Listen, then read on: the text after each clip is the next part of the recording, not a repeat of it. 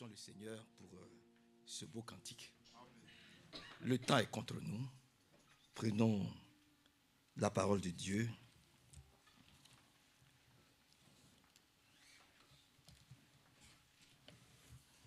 Par rapport au cantique que nous venons de lire, prenons Matthieu chapitre 5.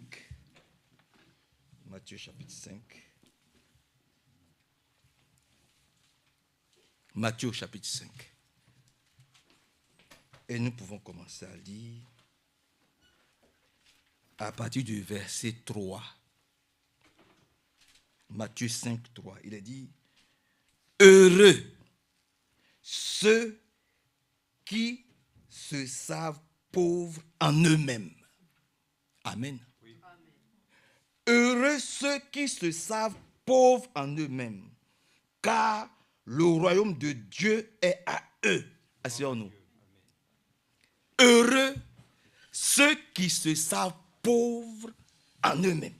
Oui, alléluia. Alléluia. Oh, c'est merveilleux. Parce que le royaume de Dieu, c'est à eux.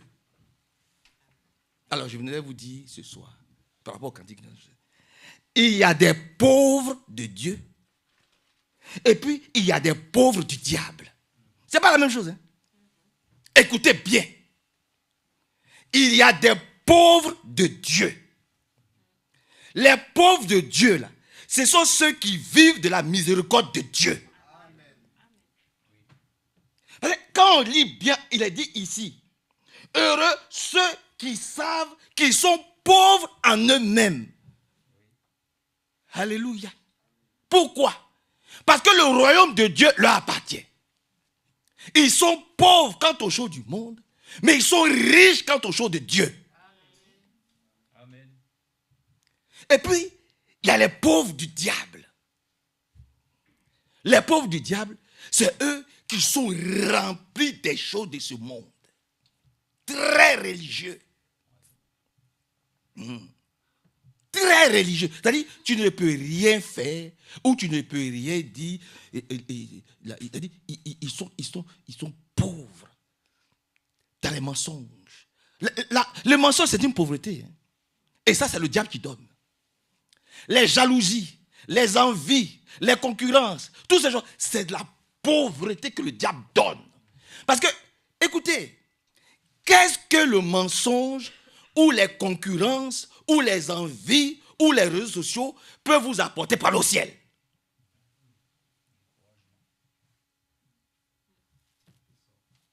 Ça peut rien vous apporter. Mais celui qui est pauvre en Christ, alléluia, alléluia, il est riche en Dieu. Parce que lui-même s'est fait pauvre pour nous. Amen. Que Dieu soit loué, glorifié et exalté. Et quand on continue, on peut dire: heureux ceux qui pleurent, car Dieu les consolera. Alléluia. Je me souviendrai toujours de deux choses dans ma vie. Dans ma vie, je me souviendrai toujours de deux choses. Et je le souhaite aussi pour chacun d'entre nous ce soir. C'est-à-dire, souvenons-nous toujours de ces deux choses. La première chose, c'est que nous sommes de grands pécheurs. La deuxième chose, c'est que Jésus-Christ est un grand sauveur. On dirait que vous n'avez pas compris la chose. Vous n'avez pas compris. Alors pour ça, je recommence. Je me souviendrai toujours dans ma vie de deux choses. C'est que je suis un pécheur sauvé par grâce. Amen. Je suis un pécheur. Je suis un grand pécheur. Alléluia. Mais j'ai un grand sauveur. J'ai le plus grand sauveur qui puisse exister dans tout l'univers, dans tout le... voilà. Et souvenons-nous de ces deux choses. Nous sommes pécheurs, mais nous avons un grand sauveur qui nous console et qui essuie toujours nos pleurs. Vous êtes d'accord avec cela? Verset 5. Il dit: heureux ceux qui sont doux, car ils recevront la terre que Dieu leur a promise. Alléluia. Gloire à Dieu. Souvenons-nous aussi d'une chose. La Bible est le meilleur don que Dieu ait fait aux hommes. Dites amen à cela. La Bible, il n'y a pas un autre trésor plus grand que la parole de Dieu. Ça n'existe pas. Que Dieu soit loué.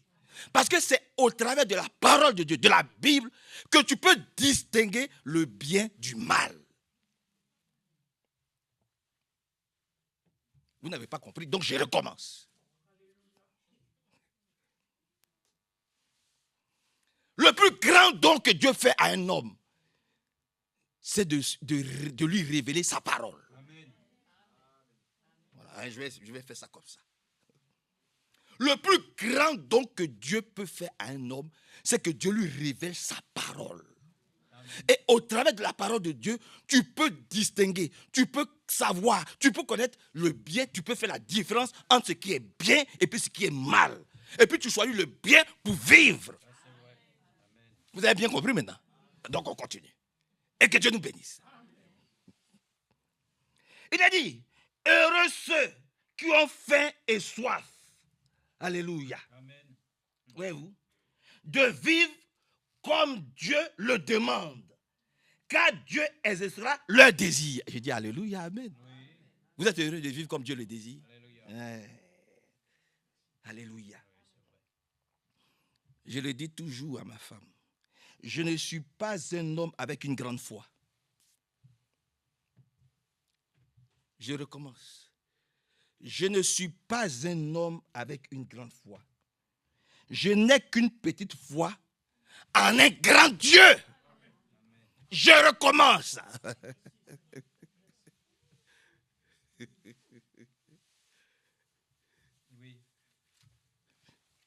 Je ne suis pas un homme avec une grande foi. Vous êtes des hommes, vous avez une grande foi?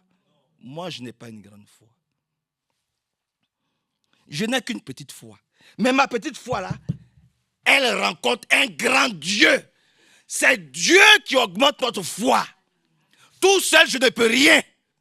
Je ne sais rien. Nous avons une petite foi à un grand Dieu. Parce que c'est Dieu qui nous donne, qui nous octroie ce que nous lui demandons. Et que son beau nom soit loué, exalté et célébré. Et quand nous continuons un peu, par la grâce de Dieu, il a dit ici, heureux ceux qui ont de la compassion pour autrui, car Dieu aura de la compassion pour eux. Heureux ceux qui ont le cœur pur, car ils verront Dieu. Heureux ceux qui créent la paix autour d'eux, car Dieu les appellera ses fils. Heureux ceux qu'on persécute, parce qu'ils agissent comme Dieu le demande. Ah, je recommence. Parce que à part frère Médéros et frère Aka, je n'ai pas entendu un grand amen. Vous ne voulez pas être persécuté. Vous voulez pas. Vous n'aimez pas. Hein? Mais je vous le dis, le prophète peut dire, personne n'entrera au ciel sans des balafres, sans des cicatrices. Ah oui, oui. Et ça, je dis amen à cela. Personne ne va entrer au ciel avec un beau corps, bien tout lisse, tout propre, c'est-à-dire que tu es tranquille, sans combat.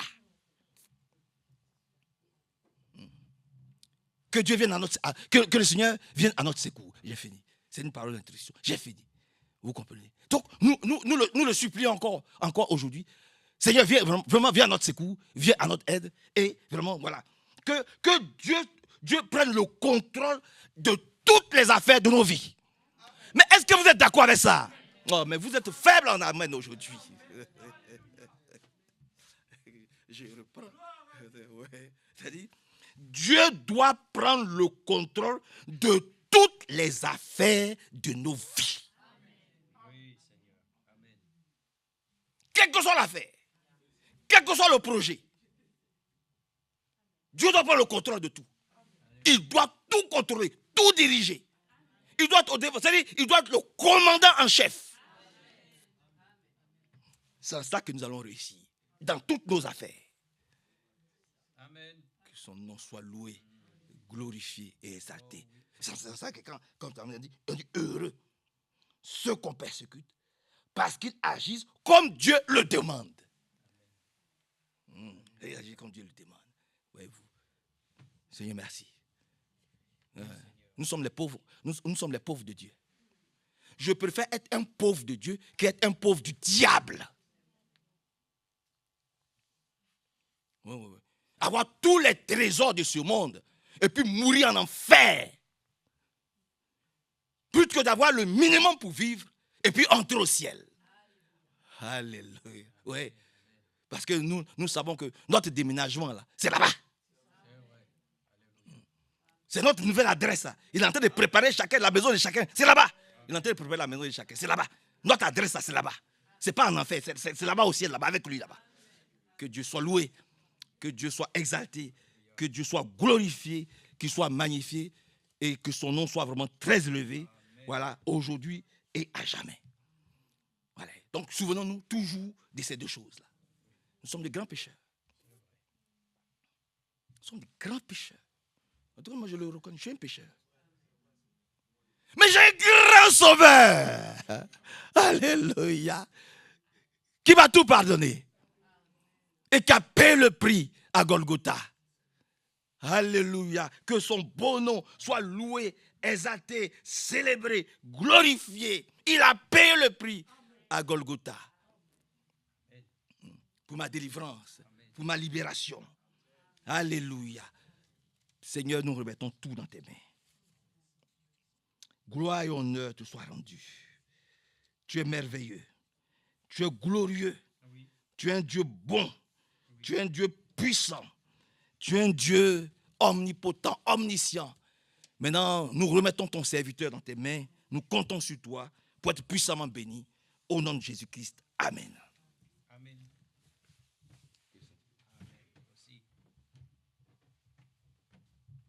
Alléluia. Le frère l'a dit, nous avons un lieu sur lequel le Seigneur nous a conviés à venir habiter bientôt. Et si quelqu'un vous demandait, mais c'est quoi le code postal? Vous lui dites, c'est le ciel. Amen. Il n'y a pas un numéro particulier sur lequel ainsi les hommes pourraient encore trouver un point de repère. C'est une grâce que Dieu nous fera de pouvoir être enlevés. Amen. Et de pouvoir ainsi siéger avec le Seigneur pour régner. Ce n'est pas quelque chose qui est un mérite, c'est une grâce. C'est quelque chose que le Seigneur nous offre dans son amour. Amen. Ce n'est pas que nous ayons reçu de la part de Dieu une connaissance qui nous donne l'opportunité simplement de vouloir choisir. C'est lui qui nous a choisis. Et il nous a offert ainsi ce privilège de pouvoir bientôt quitter ces lieux pour aller le rejoindre dans une dimension qui n'a rien à voir avec ce que nous avons même ce soir. Ce ne sera pas des salles de réunion comme celle-là. Ce sera quelque chose de tellement glorieux qu'on ne peut pas trouver les mots pour le dire. Mais simplement, déjà, nous pouvons le dire. Merci Seigneur. Ça, c'est les mots qu'il faut pour le croyant. Si les mots nous manquent pour exalter le Seigneur comme il faut, alors au moins trouvons les mots qui puissent être à notre niveau satisfaisants. Merci Seigneur. Gloire à toi. Loué soit le Dieu très haut. Et c'est pour ça que les psaumes sont écrits, parce que c'est une grande source d'inspiration pour l'enfant de Dieu. Quand on ne sait pas comment effectivement aborder la prière, écoutez, si on lit un psaume, ça nous ouvre ainsi l'intérieur de notre cœur. Voilà pourquoi ce soir j'aimerais parler avec vous. Ainsi, la chose la plus précieuse dans notre existence, c'est notre cœur. D'ailleurs, il faut que notre cœur il puisse battre. Quand le cœur ne bat plus, c'est que le corps est mort. Et il faut que spirituellement aussi, nous ayons un cœur qui bat pour le Seigneur. Il faut qu'il puisse faire, comme disait Frère Branham, boum, boum, boum, boum, tic-tac, au rythme de Dieu. Alors nous sommes reconnaissants. Le frère l'a dit. Et ce petit cœur le dit, j'étais pauvre, mais il m'a enrichi. C'est vrai, les gens peuvent dire, nous avons de l'argent. C'est vrai, bien que pauvres. Et nous pouvons dire que nous sommes pauvres, bien que riches. Parce que lui qui était riche s'est fait pauvre pour nous. Et nous qui étions pauvres, maintenant il nous a enrichis. Mais pour le monde, ça ne vaut rien. Voilà pourquoi des fois, quand nous allons dans certains endroits où nous faisons quelquefois, nous fouinons dans les brocantes, des petites choses comme ça, des fois on trouve des Bibles. Et quand on les ouvre, on s'aperçoit qu'elle a appartenu à quelqu'un. Et cette personne avait mis des notes et toutes ces choses. On sentait qu'il y avait une union avec le Seigneur par sa parole. Mais quand peut-être cette personne est décédée, alors la famille est venue et on dit, bon, il faut nettoyer tout ça. Bon, bah ça, mets ça donc à la brocante. Mes frères et sœurs, il y a des personnes qui ont trouvé le Seigneur dans une brocante. Parce qu'un jour, ils ont trouvé ce livre et ils ont vu cette chose et Dieu a su les toucher. Amen. Vous savez, c'est des fois dans des endroits les plus modestes que Dieu se révèle. Donc, nous sommes heureux que nous puissions avoir ainsi cette position d'enfant de Dieu ce soir. Amen. Et là, le frère l'a dit aussi, cela me rappelait quand j'avais dans l'ancien temps un ami, un jour, que je lui ai dit que j'étais chrétien. Alors il m'a dit, comment vas-tu, toi, le grand pécheur devant l'Éternel? C'était son expression. Bon, lui, il n'avait pas réalisé qu'il était un grand pécheur, peut-être. Hein. Mais toi, comment es-tu le grand pécheur devant l'Éternel? Bah, ça va bien, par la grâce de Dieu, parce que nous sommes sauvés. Amen. Mais toi, qu'en est-il? Qu'en est-il? Qu'en est-il d'ailleurs au niveau de notre cœur ce soir? Parlons de notre cœur. C'est ça qui est important. Je pense que nous avons besoin, comme le frère l'a lu, et je pense qu'il a lu là, puis après il a continué tranquillement, mais nous pouvons le relire. Parce que ce que nous avons lu, ce sont les béatitudes. Ça s'appelle les béatitudes. Ce n'est pas d'être béat, et puis on ne sait pas où on en est. Nous savons où nous en sommes. Amen. Vis-à-vis des béatitudes, nous comprenons le sens des choses. Parce que Dieu lui-même nous a révélé le sens par le Saint-Esprit. Mais les gens qui peuvent dire « heureux », simplement quand tu donneras tes biens aux pauvres. Mais tu peux aller en enfer avec ça. Les gens pensent qu'en faisant des œuvres qui sont liées, des choses qui sont liées tout à fait à de la bienfaisance, comme on dit, mais qui n'ont pas ainsi un appui dans la foi de Dieu et dans sa parole. Ces choses-là, pour eux, bien entendu, ne sera pas valable au jour du grand jugement. Mais nous lisons cette écriture dans le chapitre 5, verset 8. Et nous sommes heureux parce que dans ce sermon sur la montagne, le Seigneur a dû donner ainsi toutes ses recommandations pour montrer que, en fin de compte, dans notre existence terrestre, nous trouvons la joie et le bonheur auprès du Seigneur. Alors, j'avais mon ami Gilles, vous connaissez notre ami Gilles maintenant. C'est notre frère, indirectement encore. Que Dieu le bénisse. Bon, il a eu une petite période difficile. Voilà, donc, et souvent je pense que je prie pour lui parce que nous pouvons, des fois dans cette existence, rechercher des choses que dans notre cœur, nous aimerions trouver. Mais on ne peut pas le trouver dans le monde. Et c'est pour cela que nous devons prier afin que tous ceux qui ont un désir de rencontrer la justice, il faut qu'ils passent par le chemin que le Seigneur a tracé. Amen. Il faut que tous passent par Golgotha. Alors nous prions afin que, pour lui, et lui dire, viens encore, afin que nous puissions partager des paroles d'espérance. Il faut que le cœur de l'homme soit touché. Il ne faut pas simplement que ça soit au niveau ainsi extérieur et superficiel. Il faut que cela traverse cette enveloppe jusqu'à pouvoir descendre au cœur même de notre existence. C'est notre cœur qui doit être béni ce soir. Alors quel est l'état de notre cœur? Voyons un petit peu simplement comment les Écritures disent ce que c'est que le cœur. Parce que les gens pensent que le cœur, c'est simplement un muscle, puis là, il bat, et il est aussi une pompe qui permet ainsi au sang de pouvoir véhiculer ainsi des pieds jusqu'à la tête, oxygéner le cerveau. Ah, c'est important le cœur, hein? Eh oui. Si tu n'as pas de cœur, tu meurs. Et un chrétien doit avoir un cœur pur. Voilà pourquoi il est écrit ici, « Heureux ceux qui proclament la paix », c'est vrai, mais heureux ceux qui ont le cœur pur, car ils verront Dieu. Alors, nous avons besoin de cela. Déjà, c'est exprimé dans l'Ancienne Alliance. « Ô Dieu, crée en moi un cœur pur ». Ah bon, d'accord, ok. Donc, c'est une chose qui est importante. « Ô Dieu, crée en moi un cœur pur ». J'ai déjà un cœur. Pourquoi tu veux en créer un? Mais c'est pareil, tu es déjà né, mais le Seigneur dit, tu dois naître de nouveau. Donc j'ai déjà un cœur, mais il faut que j'ai un nouveau cœur. Oh Dieu, crée en moi un cœur pur et un esprit bien disposé.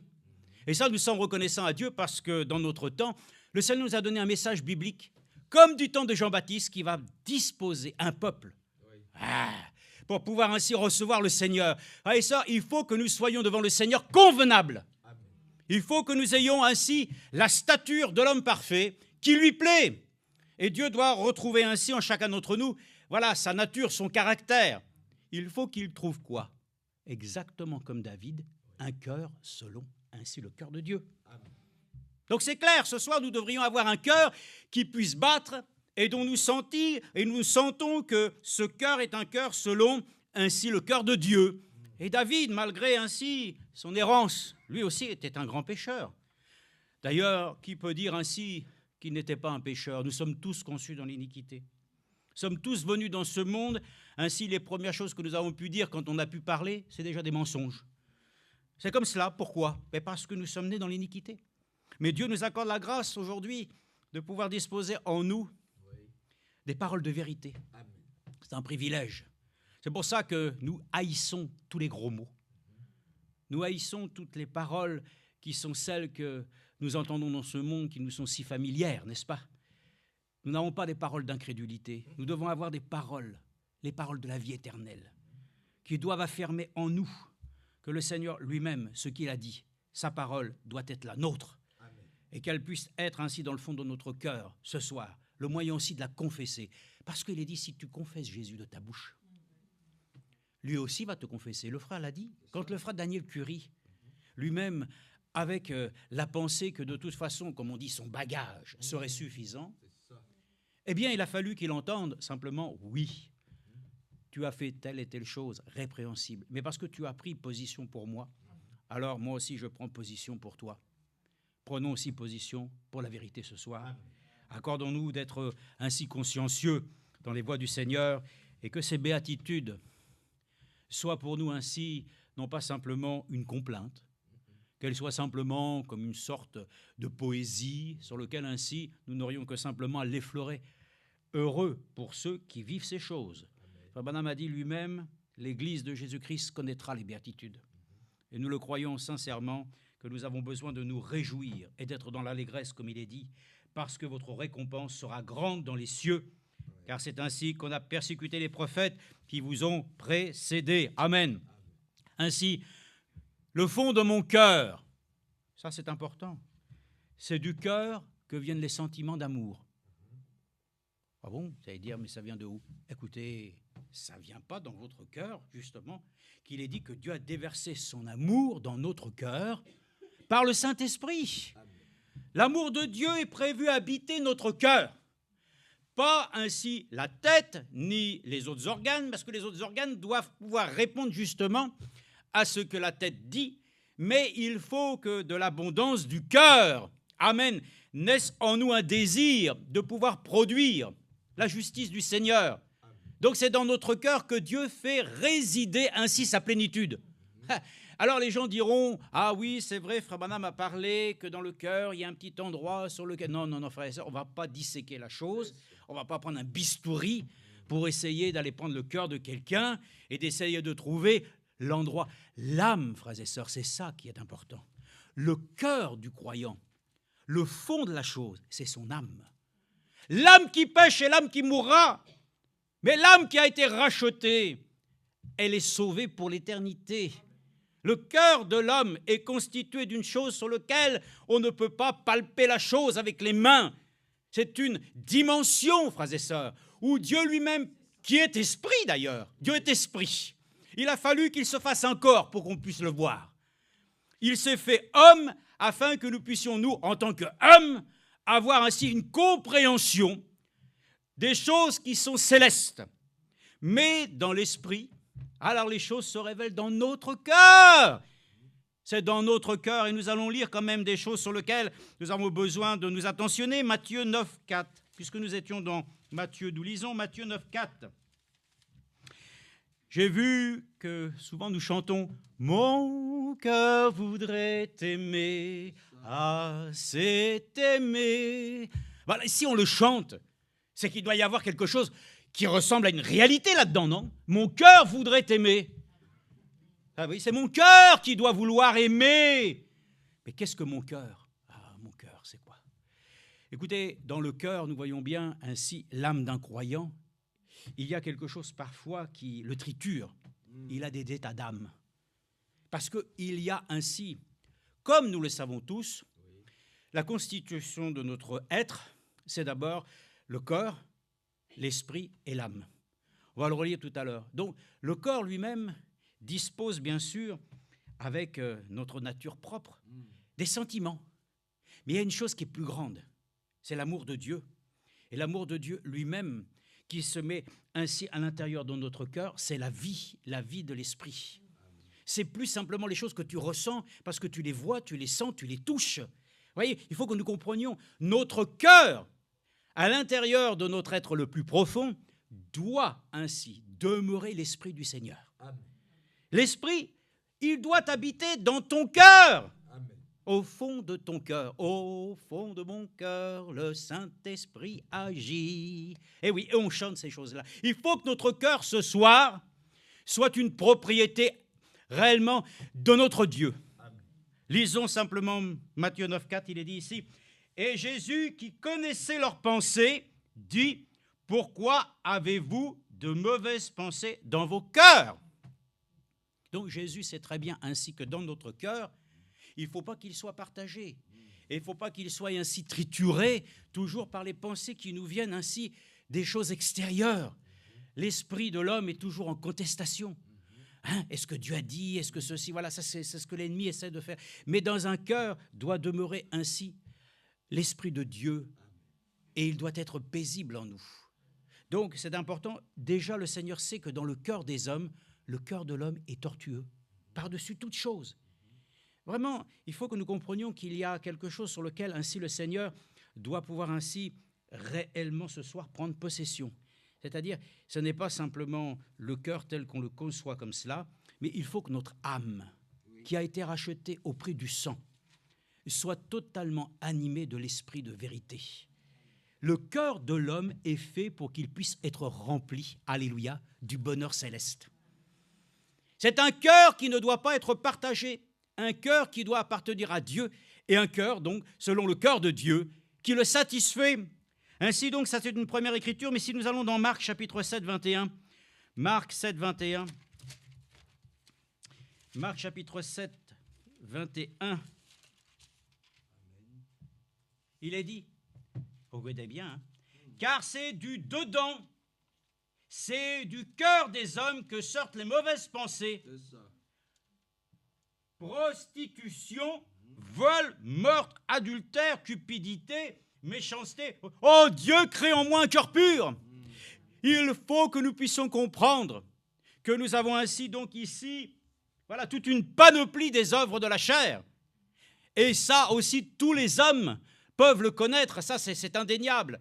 Mais les seuls qui peuvent connaître ainsi un cœur pur, c'est ce que le Seigneur a dit. Heureux ceux qui ont le cœur pur, car ils verront Dieu. Et nous verrons Dieu un jour. Nous le verrons tel qu'il est. Pourquoi? Parce que Dieu nous a accordé la grâce de pouvoir ainsi nous être repentis. De nous être accordé la grâce de pouvoir ainsi nous dire qu'ensuite, après avoir entendu la parole de l'Évangile, nous avons reconnu notre péché et que nous sommes laissés réellement, frères et sœurs, amenés au baptême biblique. Ce baptême au nom du Seigneur Jésus-Christ, par laquelle ainsi nous acceptons de pouvoir ainsi maintenant lui appartenir. Alors c'est important dont il est dit ici, car c'est du dedans. Oui. Attention, hein, c'est du dedans. Oui. Du cœur des hommes que sortent les choses détestables. Bon, voilà, donc il faut bien comprendre ce que Dieu dit quand il parle du cœur. Donc ce n'est pas simplement du cœur avec les valves et tout ça. C'est une partie intime de l'être humain. C'est une chose sur laquelle nous le savons. L'âme, pour beaucoup, ils ne font pas de différence entre l'esprit. Mais la Bible dit que même la parole de Dieu, qui est une épée tranchante, peut séparer moelle, jointure, âme et esprit. Voyez-vous, l'homme lui-même, comme on le sait, il y a diversité d'esprits, hein, mais il n'y a qu'un seul Saint-Esprit. Et l'Esprit de Dieu doit pouvoir visiter notre esprit afin de l'amener à l'obéissance. Alléluia, de l'amener ainsi à la foi véritable. Il doit y avoir dans notre cœur la place qu'au Saint-Esprit. Hein, parce que les autres esprits viennent essayer d'y trouver une place. Ils essaient de venir se réchauffer. Nous le disons ce soir, notre cœur doit être rempli simplement, voilà, de l'Esprit de Dieu. Parce que dans ce cœur, il est dit ici, tous les hommes peuvent avoir des sentiments. Mais il est dit, toutes ces choses mauvaises sortent du dedans et rendent l'homme impur. Vous avez compris pourquoi nous disons, ô Dieu, crée en moi un cœur pur. Parce que, ainsi, le cœur de l'homme, c'est une poubelle. Souvent, nous l'avons entendu. Hein. et Dieu vient et il fait un grand nettoyage. Alléluia, il vient et il nous purifie, il sanctifie, il nettoie avec un puissant détergent, c'est son sang. Et il dit maintenant, voilà, ce cœur-là, c'est pour Dieu et que pour lui. Voilà pourquoi, quand un homme aime sa femme, il donne son cœur à sa bien-aimée, c'est que pour elle. Et Dieu lui-même, il nous aime d'un amour ainsi sur lequel il a donné tout pour nous. Notre cœur est à lui aussi tout entier, n'est-ce pas? Alors, bien sûr, le désir d'aimer le Seigneur, c'est dans notre fort intérieur. Mais aussi, le Seigneur, il dit, aimez-vous les uns les autres comme je vous ai aimé. Donc, il faut comprendre que pour que notre cœur puisse aimer, il faut accepter d'abord que lui nous ait aimé le premier. Et qu'ensuite, nous puissions, dans l'expérience, une relation personnelle avec Dieu, son amour vienne habiter en nous. Sinon, tu ne peux qu'aimer les gens de telle manière que ce soit toujours une manière dont tous les hommes aimeraient s'aimer. Ah oui, oui, ils s'aiment tant qu'ils sont du même avis, tant que les choses vont bien, mais chacun quand même pense pour lui-même, alors que l'amour de Dieu est désintéressé. Ah, frères et sœurs, non, cette histoire de cœur ce soir, ça doit être réellement clarifié. Nous devons avoir un cœur, un lieu, notre âme qui a été rachetée, doit être possédée, comme nous disait notre bien-aimé frère Franck, et que frère Branham l'a mis en évidence. Il faut que le baptême du Saint-Esprit, le véritable baptême du Saint-Esprit, ne vienne pas simplement dans la deuxième sphère, mais il faut que ça vienne sceller notre âme. Nous avons besoin, frères et sœurs, de ce baptême du Saint-Esprit. Beaucoup l'ont expérimenté, mais c'est resté toujours dans le deuxième cercle. C'est-à-dire que les gens se réjouissent de la présence du Saint-Esprit, les dons, la manifestation, les miracles et toutes ces choses. Mais la plus grande, c'est la parole. C'est la parole qui doit être, parce que le Seigneur l'a dit, j'écrirai dans leur cœur. Amen. Les gens connaissent la parole, ça a été écrit dans leur tête. Mais le Seigneur lui-même, par ce message biblique, il vient et il grave en nous sa parole dans nos cœurs. Comme il l'avait fait ainsi du temps où lui-même a écrit les tables de la loi. Et nous croyons que le doigt de Dieu écrit dans notre vie, dans notre cœur, chaque parole de Dieu lui-même les incruste, alléluia, au plus profond de notre être. Remercions le Seigneur, notre cœur n'est pas simplement ainsi un organe qui peut se permettre simplement de battre sans qu'il y ait d'abord ainsi les inscriptions de celui qui apporte la vie. Chaque parole de Dieu doit être inscrite dans notre cœur. Notre âme a besoin d'être ainsi ce soir réellement vivifiée. Alors, nous allons lire aussi ici dans l'écriture du Proverbe, chapitre 4, verset 23. Nous l'avions dit il y a quelque temps, et c'est exactement une parole que nous trouvons similaire, qui est exprimé ici dans le Proverbe chapitre 4, verset 23, où il a été écrit que nous devons prendre garde à notre âme. Il faut que nous prenions soin de notre âme. Parce que nous allons le lire, et je crois que c'est écrit dans une écriture que nous pourrons lire. Bon, plus tard nous verrons, mais déjà la pensée me vient, que Paul lui-même avait exprimé cette exhortation, que nous puissions prospérer à tout égard, corps, âme, esprit. Ah oui, oui, il faut que nous puissions être de ceux qui ce soir avons le désir de voir notre âme prospérer. Et pour cela, il est dit dans le Proverbe chapitre 4, verset 23, vous savez, il est dit, dans ce monde, on utilise souvent cette expression, oh lui, c'est un homme de cœur. Et puis celui qui, bien sûr, produit des œuvres mauvaises, généralement, il a un mauvais cœur. Mais ce soir, quel type de cœur nous avons? Est-ce que nous avons un bon cœur devant le Seigneur? Il faut que nous ayons un bon cœur. Et je me souvenais aussi dans ces périodes-là, des années en arrière, j'étais plus jeune dans les rues de Rouen. J'aimais cela, moi. Ces périodes-là, j'aimais ça quand j'étais enfant. Il y avait une certaine féerie, une certaine chose qui laissait penser qu'il y avait un climat de paix, même si c'était illusoire. Mais il y avait l'armée du salut avec les cloches. Et il y en avait souvent qui disaient « À votre bon cœur, messieurs, dames, à votre bon cœur. » Que nous ayons un bon cœur ce soir, c'est notre préoccupation. Pour ça qu'il est dit ici dans le Proverbe 4, verset 23, « Garde ton cœur plus que toute autre chose. » Bon, donc ça veut dire qu'en plus ce soir, le cœur est la chose la plus précieuse. Et oui, je vous dis de toute façon ainsi, le cœur, pour le cœur, c'est la chose essentielle, c'est l'élément vital. Le cœur ne bat plus, c'est la mort. Et nous aussi, frères et sœurs, que notre cœur, ce soir spirituel, puisse être examiné et qu'il puisse battre. Vous savez, il y a des fois, quand vous avez couru, c'était hier, j'ai eu l'occasion de prendre un train, je voyais que c'était très court. Ah, j'ai voulu faire voilà, le jeune sportif. Oh. Quand on fait l'effort, ça va, mais quand je suis monté dans le train, les gens devaient regarder, j'ai vu celui-là, dis donc, c'est... Vous avez beau essayer, mais vous sentez que votre cœur bat très vite. Frères et sœurs, puisse notre cœur battre à l'unisson avec le Seigneur. Qu'il ne s'emballe pas, frères et sœurs. Devant les difficultés, les adversités, notre cœur doit rester à un rythme, amen, sur lequel ainsi il puisse battre tranquillement et sereinement. Donc c'est important que notre cœur est la chose qui est la plus grande. Garde ton cœur plus que toute autre chose, car de lui viennent les sources de la vie. Alléluia. Écarte de toi la fausseté de ta bouche et la fourberie des lèvres. Éloigne-la de toi. Amen. Là où est ton cœur, oh, c'est là qu'est ton trésor. Quel trésor nous avons ce soir? Le frère l'a dit, le plus grand trésor, c'est le Seigneur, sa parole. Le trésor dans des vases de terre. Alléluia. Comprenez, le cœur, c'est le statut même de ton âme qui doit prospérer à tout égard. Et ton âme est alimentée par la conduite du Saint-Esprit. Notre âme respire. Alléluia. Parce que l'Esprit de Dieu qui est en nous nous anime. Tous les hommes vivent, ils ont le souffle de vie. Tous les hommes. Mais nous, un enfant de Dieu doit vivre, comme il est écrit, afin que l'Esprit nous vivifie.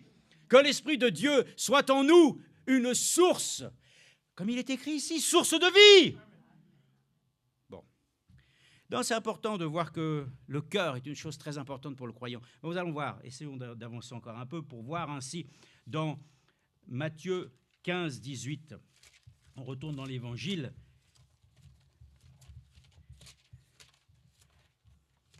Matthieu 15, 18. Regardez bien. Comment parlons-nous? Que pensons-nous? Alors, les pensées, attention, hein, ça va, ça galope.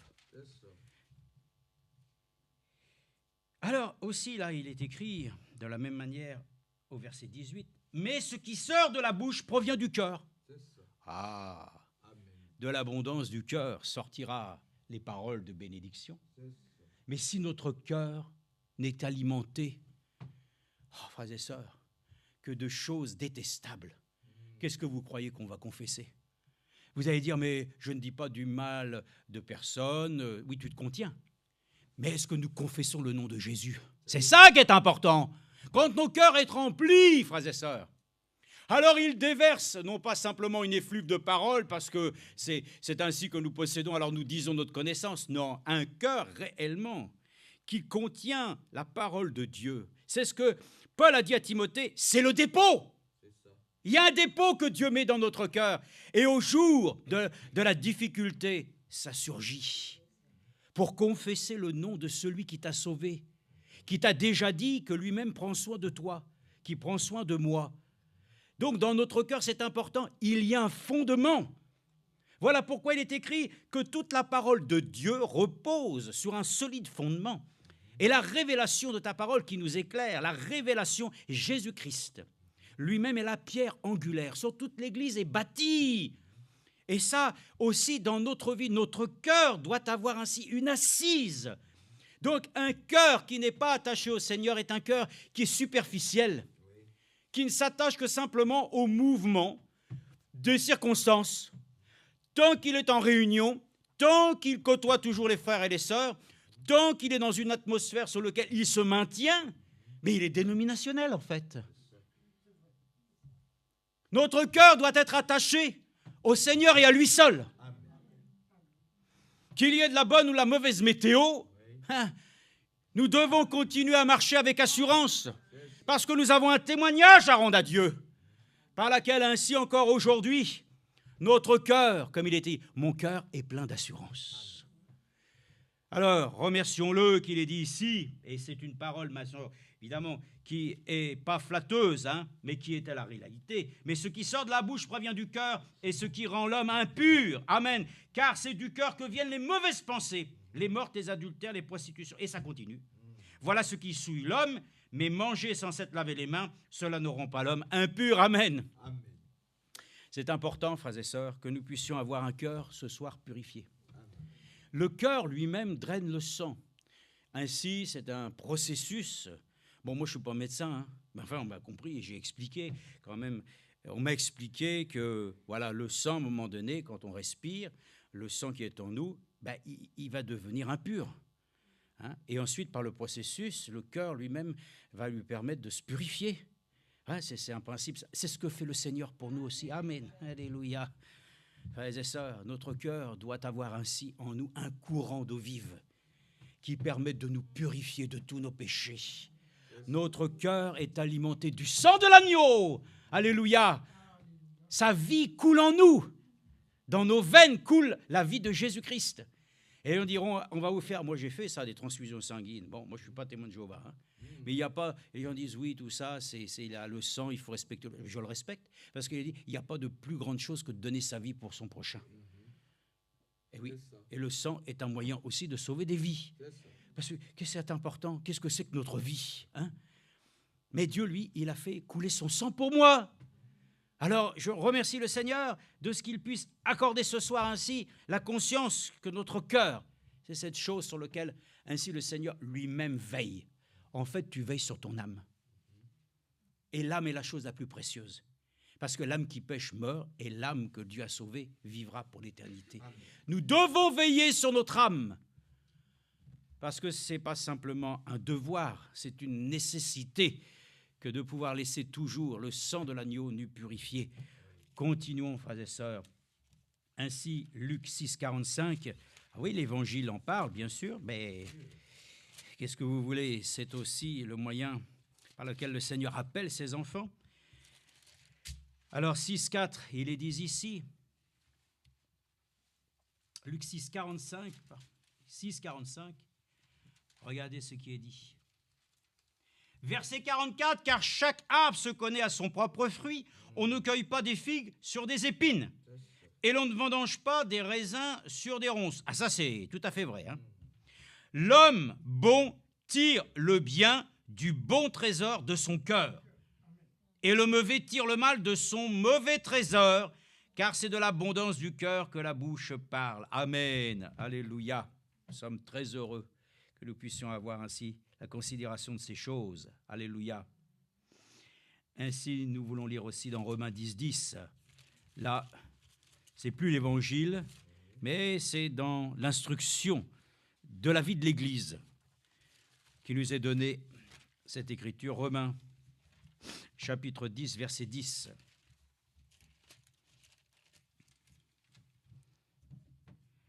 On peut le dire ici, verset 8, « Ne nous livrons pas à l'inconduite comme certains d'entre eux s'y livrèrent en sorte qu'il en tomba 23 000 en un seul jour.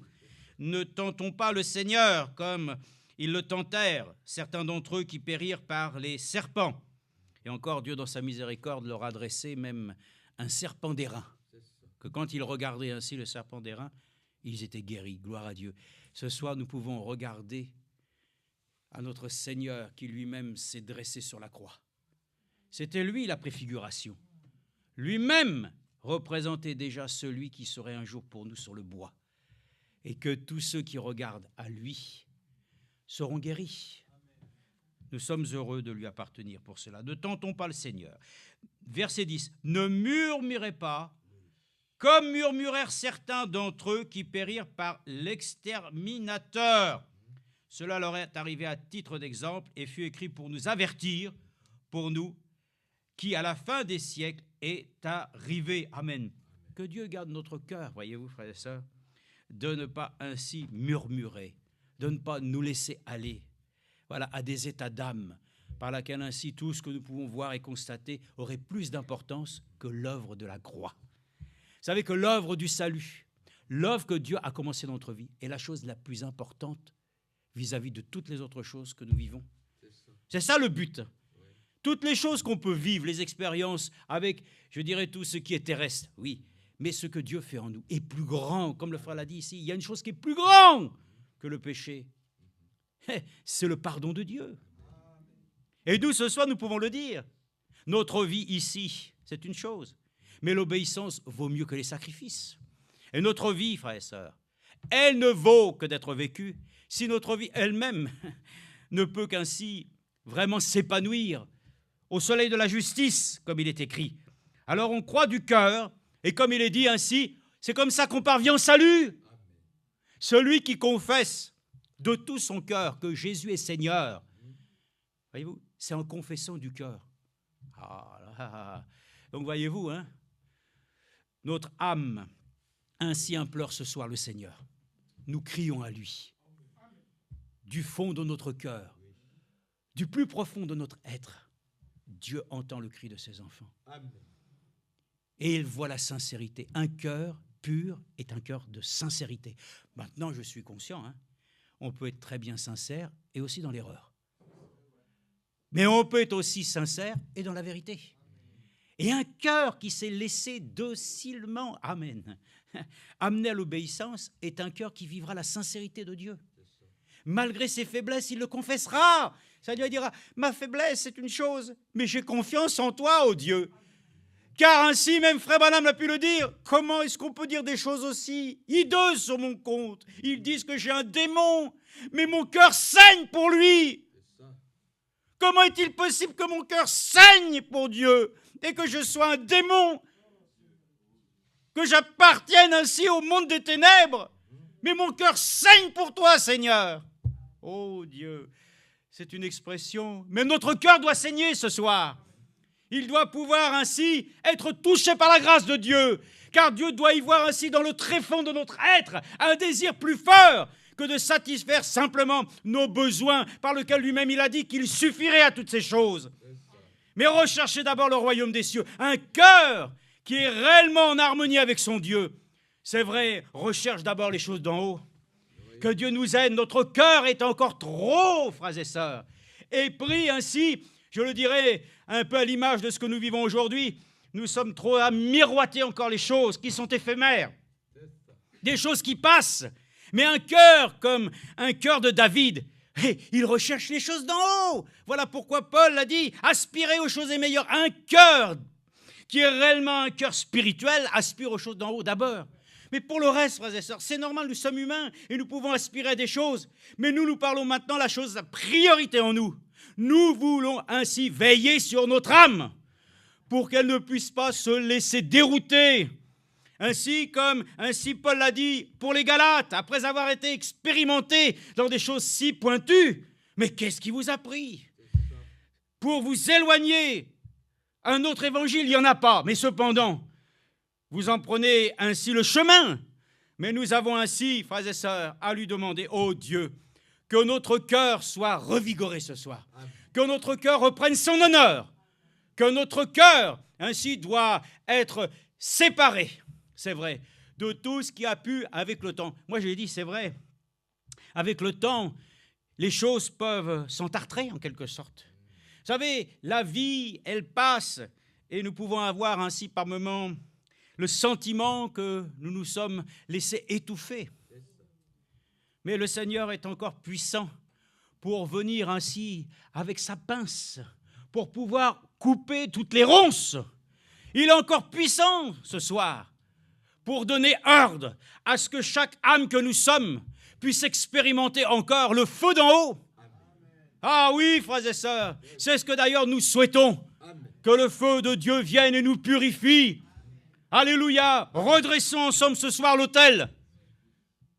Nous rétablissons ainsi la position que nous devons avoir, nous sommes conscients, nous confions maintenant notre cœur à notre Dieu.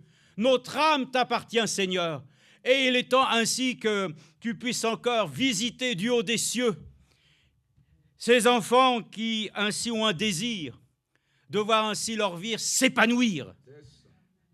Dans une mesure où nous l'avons entendu dimanche, ne savez-vous pas que vous êtes le temple du Saint-Esprit? Ah, c'est là, frères et sœurs, dans une maison, il y a des endroits sur lesquels on peut faire différentes choses, mais il n'y a qu'un seul endroit qui est le plus intime, c'est la chambre à coucher. Et nous aussi, dans notre vie, il y a un endroit sur là où le Seigneur peut te rencontrer. C'est là même où il a mis un dépôt de vertu en toi. Et ce dépôt, nous prions, oh Dieu, visite-le ce soir. Amen. Viens dépoussiérer, viens nous accorder ainsi de restaurer. Notre âme a besoin d'être rendue éclatante pour le Seigneur. Pas de guirlandes. Ah non, non, non, non. Nous n'avons pas besoin des dorures et des parures, des choses qui sont là pour essayer de donner un aspect extérieur. Oh, que Dieu nous accorde son aide. Amen. Que comme nous l'avons dit, que ces béatitudes deviennent ainsi pour nous un sujet de satisfaction. Parce que nous sommes toujours enclins à pouvoir demander à Dieu toujours la facilité. Mais plus nous la demanderons et plus nous voyons que nous ne l'avons pas. Eh non. Mais nous demandons ainsi que sa gloire paraisse. Et quand c'est sa gloire qui paraît, alors ce n'est plus simplement nos désirs, mais c'est sa volonté qui s'exerce. Puisse la volonté de Dieu ainsi être connue. Nous l'avons dit, et chose curieuse, samedi et dimanche, tout ceci s'est mis en harmonie pour nous le dire. Comment tu vas avancer, toi, et dire « Oh, que ta volonté soit faite », mais tu ne la connais même pas, la volonté de Dieu. Tu veux dire « Oh Dieu, donne-moi un cœur ». Tu ne sais même pas ce que c'est qu'un cœur pur. Un cœur pur, c'est un cœur ainsi dont le Seigneur dit lui-même qu'il recherche des femmes et des hommes pieux, sur lesquels il peut avoir une confiance. Dans un cœur doit ainsi habiter la confiance de Dieu. Ah, lisons encore, lisons les psaumes. Le psaume 51, oh c'est si connu ça. Mais oui, mais justement, lisons psaume 51 et réjouissons-nous toujours dans le Seigneur. Psaume 51, verset peut-être 19, on va voir, 51, 19.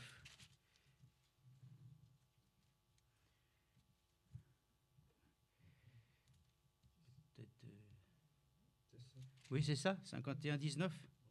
Ah bon, ah ben alors.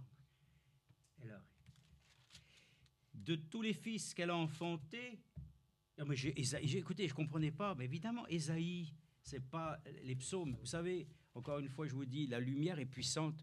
Avec notre âge, c'est vrai, ce n'est pas toujours facile maintenant de pouvoir lire aussi facilement avec des vers ainsi pour vous ramener la... Alors des fois, voilà, on est un petit peu... Mais vous avez compassion. Voilà. Et puis c'est bon, parce que vous savez qu'un jour, ça va peut-être vous arriver aussi. Hein? Nous savons que... Alors oui, il y en a qui disaient « Oh, Frère Branham, il prie pour les malades. » Mais lui-même, Frère Branham, met des lunettes. Mais enfin, qu'est-ce que c'est? Les gens ont vraiment des esprits tordus. Ça, ce sont des cœurs mauvais, des cœurs qui n'ont pas expérimenté Dieu. Mais nous sommes conscients de voir que ainsi, tout homme ainsi va vers son déclin. C'est normal, il y a des choses. Mais Dieu lui-même fait des promesses de pouvoir nous accorder son aide et sa grâce. Et nous la revendiquons. Amen. Alors, nous sommes heureux que de pouvoir lui appartenir et d'avoir cette confiance que, à travers tous les âges, le Seigneur prend soin des siens. Alors, le psaume 51, voilà, j'y suis. Et il est écrit ici, verset 19, « Les sacrifices agréables à Dieu. » Bon, il y a des sacrifices qui ne sont pas agréables. Mais là, il est bien marqué, agréable. À Dieu, c'est un esprit brisé, un cœur brisé et contrit. Ô Dieu, tu ne le dédaignes pas. Amen. Répands par ta faveur tes bienfaits sur Sion, bâtis les murs de Jérusalem. On la connaît, cette partie-là. Mais même dans Isaïe, il est venu, comme nous le savons, Isaïe 61. Il vient. Oh, je suis venu d'abord, ô Dieu, pour faire ta volonté. Tu m'as fait un corps, je viens là, ici. On lui présente le livre, et il lit cela. Et je suis venu proclamer un jour, une année de jubilé. Bon, il est venu aussi, pourquoi? Pour consoler les cœurs brisés. Ce soir aussi, notre cœur peut être pleinement consolé. Et si les cœurs sont brisés, Dieu peut encore pleinement, non pas les rafistoler, mais il peut pleinement encore les ramener à un état d'unité. Ah oui, frère, ça. Il a encore ce soir le privilège de nous dire que notre cœur... Parce qu'il y a des gens, voyez-vous, j'ai connu un grand amour, ils ont le cœur brisé. Ah oui, ils sont perdus, ils ont le cœur brisé. C'est vrai, les peines de cœur dans les choses naturelles, des fois ça fait mal. Hein. Ouais. Frères et sœurs, nous-mêmes, est-ce que notre cœur n'est pas affligé non plus? Il faut que nous ayons un cœur aussi qui puisse être en relation avec notre Dieu et que nous sentions, je suis à lui, il est à moi. Notre cœur, frères et sœurs, alléluia, ne doit pas être brisé, il doit être restauré complètement. Et je crois que le cœur de l'Église a été restauré. Donc ça, c'est une chose importante. Il est dit ainsi encore ce soir, il est encore en mesure de pouvoir visiter notre cœur. Ah oui, il fait comme nous l'avions entendu. Je me souviens, là aussi j'étais jeune, mais c'était à l'hôpital Foch à Paris. C'est là que je suis né, le 20 mars 1960, à l'hôpital Foch. Et c'est là qu'il y a eu la première fois, le professeur Barnard, il avait mis, vous savez, une transfusion d'un cœur d'une autre personne. Cette personne a vécu quand même pas mal d'années. Bon, d'autres ont essayé de mettre des cœurs de cochon, des cœurs en plastique. Mes frères et sœurs, ce soir, nous voulons un véritable cœur. Pas le cœur d'un homme, pas le cœur d'un cochon, pas le cœur d'une religion. Nous voulons vraiment être le cœur de Dieu. Oh Dieu, viens greffer en nous. Amen. Toute ainsi ta divinité en nous, pour que ce cœur soit un cœur sur lequel Dieu se complaît. Puisse le Seigneur nous accorder sa bénédiction. Et, il y en avait ici, mais on ne va pas tout lire parce que l'heure avance déjà. Hébreux 13, 13. Hébreux 13, 13. Il y a les psaumes 34, 19. Ah oui, parce qu'il est parlé du psaume 95, 8. Pendant que vous cherchez ça, je vais le lire 95, 8. 95, 8, je le lis et puis vous cherchez ça. Et puis après, écoutez bien 95, 8 où il est écrit « N'endurcissez pas votre cœur comme à Mériba, comme la journée de Massa dans le désert, où vos pères me tentèrent, m'éprouvèrent, bien qu'ils aient vu mon action pendant 40 ans. Oh Dieu, que nos cœurs ne soient pas endurcis. Et puis surtout, prenez garde de ne pas avoir un cœur mauvais. » Ça, frères et sœurs, je le dis parce que c'est pour nous ce soir d'être venus dans l'assemblée. C'est pour dire ce soir, il faut que vraiment notre âme soit précieusement gardée par le Seigneur et qu'elle soit donc au retour du Seigneur devenue pour lui agréable. Notre âme doit pouvoir ainsi être, lorsque le Seigneur viendra, le Seigneur vient chercher sa parole. Notre âme doit pouvoir partir vers le Seigneur. Alléluia. Amen. Doit pouvoir ainsi maintenant, après avoir revêtu de nouveaux corps, arriver ainsi dans les sphères célestes. Alléluia. Parce que, comme il est dit, là-haut, c'est l'amour divin. Un cœur qui est encore dans la hargne, encore un cœur qui est dans le conflit avec les hommes et en conflit avec toutes sortes de choses, n'est pas un cœur qui peut être satisfaisant. Oh Dieu, donne-nous un cœur qui puisse ainsi être revêtu de l'amour divin. Et pour cela, je vous le dis, que Dieu nous garde de nous endurcir. On voit bien que les choses dans ce temps aigrissent les gens. Tout est fait pour ramener et rabaisser ainsi notre... Je ne veux pas dire, on n'a pas d'ambition, mais d'essayer de rabaisser. L'ennemi sera toujours là pour dire ouais, « calme-toi, t'es bien suffisant ». On est insuffisant ce soir. Et nous le disons, Seigneur, nous ne pouvons pas nous complaire de notre insuffisance. Nous sommes heureux, nous sommes venus ce soir et nous savons que notre cœur peut être encore visité. Et que si notre cœur s'est un peu rétréci, oh Dieu, fais-le grossir. Je pensais simplement au fils de Frère Branham, Billy Paul. Ainsi, il va pour le service militaire, passer sa visite, et que les médecins le disent, oh, mais monsieur Branham, vous avez un cœur, mais il est gros. Comment ça? Mais il est gros, énorme, il va exploser. Vous ne pouvez pas faire votre service militaire, ce n'est pas possible. Ah bon? Papa, ils ont dit que j'avais un cœur qui allait exploser. Et lui-même l'a dit, hey, tranquille histoire. Hein. Et il dit, après, il a été voir le frère Samader, je crois. Il a été voir, il dit, mais le cœur est normal. Il fallait qu'il serve le Seigneur. Amen. Oh Dieu, crée en nous un cœur qui ait suffisamment de place, amen, pour pouvoir ainsi nous laisser remplir. Tout cœur étriqué doit être ce soir ainsi opéré par Dieu. Voilà pourquoi je disais ça, parce que le professeur Barnard avait ça, et on a appelé ça une opération à cœur ouvert. Que le Seigneur puisse faire une opération à cœur ouvert. Alléluia, qu'il nous accorde sa grâce. J'ai dit Hébreux 13, hein, Hébreux 13, 13.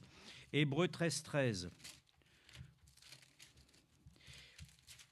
Oui, c'est toute une relation très importante. C'est la partie intime de ta vie. C'est cette chose que personne n'a accès. Vous savez que Jésus est venu, qu'est-ce qu'il a fait? Il a fait exactement ensuite la même chose avec le ministère de Frère Branham. Il faut que Jésus vienne ce soir révéler les secrets de nos cœurs. Lui-même, Frère Branham disait, attendez, vous venez dans la lignée de prière, mais vous devez accepter, puisque vous avez demandé, d'accepter que Dieu soit même de vous révéler tout, de votre vie. Est-ce que nous sommes prêts ce soir? Amen. Est-ce que le Seigneur vienne révéler les secrets de nos cœurs? Amen. Ou est-ce que nous allons rester en arrière? Que Dieu nous aide. Notre cœur doit être dévoilé aussi. Amen. Il faut que nous soyons reconnaissants à Dieu qu'il fasse cette œuvre. Regardez, Hébreux 13, oui. C'est pourquoi Jésus aussi, pour sanctifier le peuple par son propre sang, a souffert hors de la porte. Sortons donc hors du camp pour aller à lui, en portant son opprobre, car nous n'avons pas ici de cité permanente, mais nous cherchons celle qui est à venir. Alléluia. Amen. Par lui, offrons sans cesse à Dieu un sacrifice de louange, c'est-à-dire le fruit de lèvres qui confesse son nom. Amen. Amen. Alléluia. Confessons le nom du Seigneur. Alléluia. Allons dans les profondeurs qui appellent la profondeur. Écoutez, j'ai encore vu dernièrement, mais c'est vrai qu'il a fallu attendre quand même, je ne sais plus combien, 50, 60 ans avant que ne vienne ainsi, notamment c'était un espèce de petit sous-marin français qui est descendu à 8000 mètres de profondeur dans les abysses pour aller voir ainsi où se trouvait le Titanic. Ils l'ont trouvé. Mais à 8000 mètres de profond, d'abord les risques sont très grands, que ça explose, mais c'est tout sombre, c'est glacial. Mais quand on va dans les profondeurs de Dieu, c'est chaud. Amen.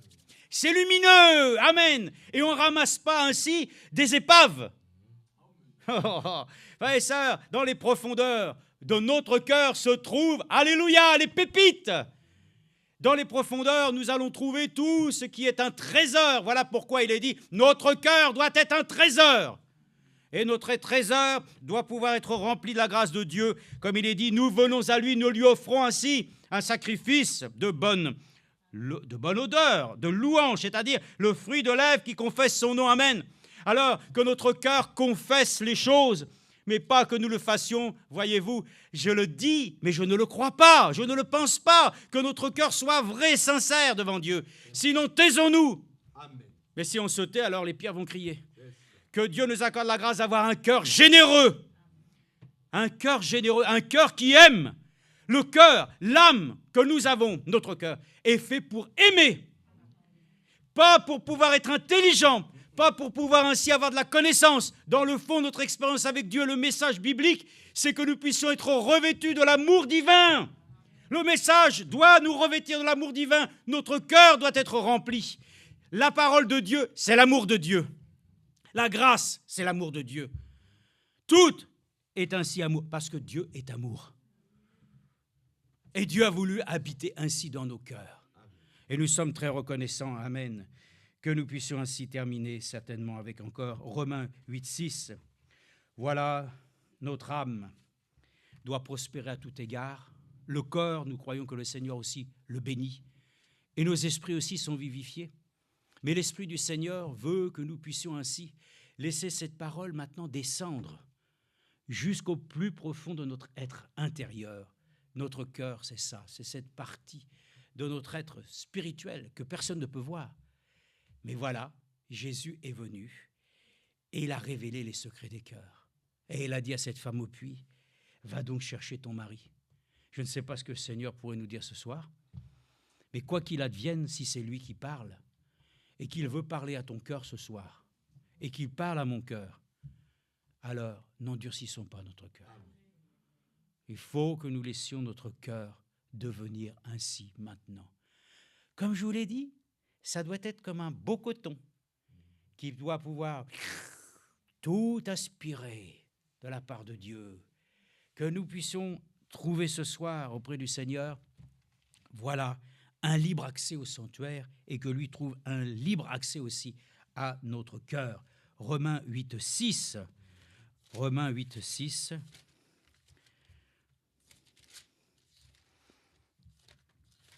Nous partons du principe que nous connaissons toutes ces choses.